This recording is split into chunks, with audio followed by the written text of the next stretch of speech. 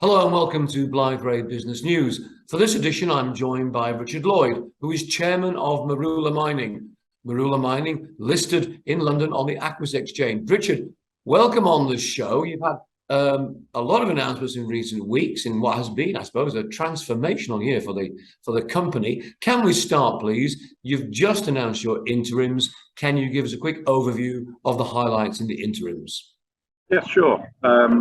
Thank you, Tim. It's great for Blasberg to be hosting us.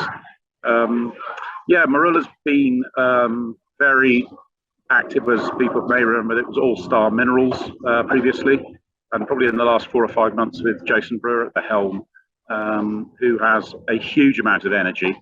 The assets we're looking at, and I think the interims reflect that.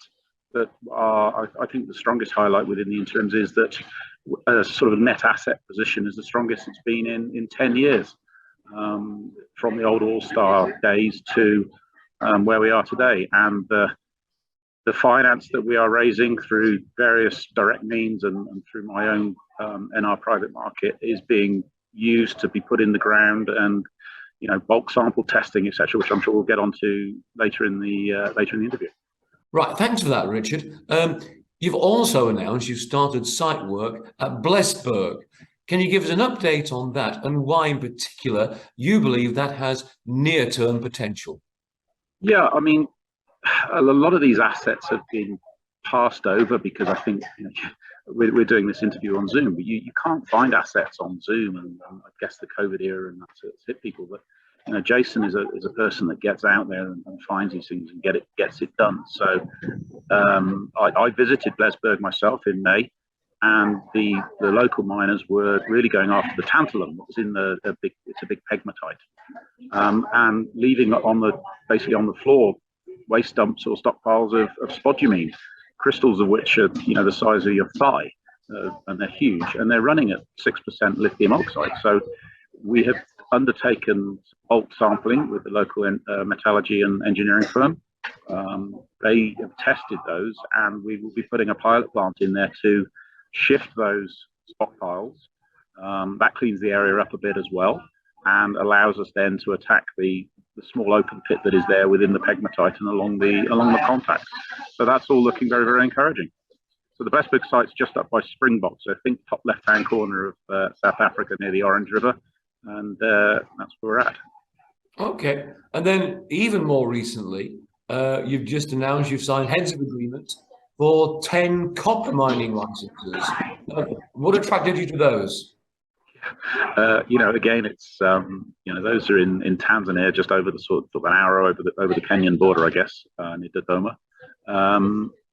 Those licenses are, you've got high grade copper there. I mean, we're not talking Ivanhoe's DRC, grades or anything, but size of projects. But the grades there are stupendous. We've got azurite and malachite sat at surface, which is grading at the lowest end 5, 6, 7%, and some of these samples that we're just picking up off the surface are 20% copper.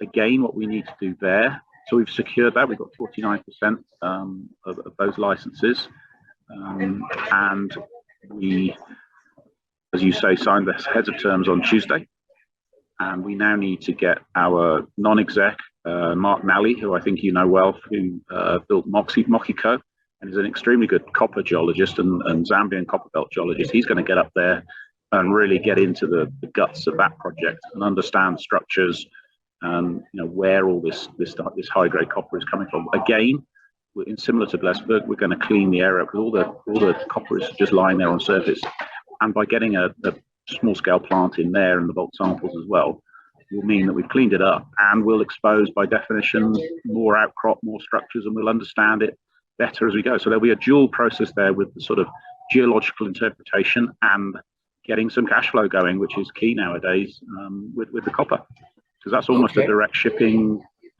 grade copper. Well, finally, before I let you go, what plans can you tell us about for the rest of 2022, and even looking into 2023, what can viewers expect from Marula? A lot of news going out on Twitter, which Jason and his team in Nairobi are very hot on. We've got looking at a chrome project in Kenya. We'll expand further with the copper and the graphite projects we're looking at in Tanzania.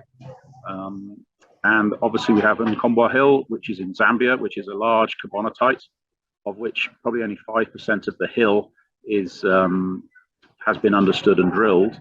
So again, Mark will be up there driving an exploration program with drilling, trenching, and understanding what we've got there in terms of rare earths, tantalum, niobium, and phosphate. And on the corporate side, we're going to grow. We will be, one of our priorities is to make sure that we're looking after our shareholders, and we've got opportunity for liquidity there. So we need to investigate how to enhance that liquidity for our shareholders so that our stock obviously becomes much more tradable and, obviously increases in value with all these projects we're doing. Richard, thanks for joining us. You and or Jason must come back and keep us updated in the coming months ahead. That was Richard Lloyd, chairman of Marula Mining, giving us a very, very good update on the events of recent weeks. That's it from Blasberg Business News. Thanks for watching.